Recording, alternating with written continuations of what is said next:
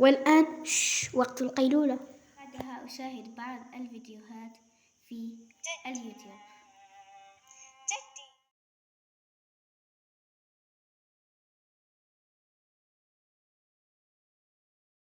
حتى يحين الليل نتناول العشاء ونذهب للسارية.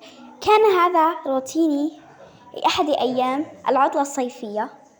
أتمنى أن يكون قد أعجبكم.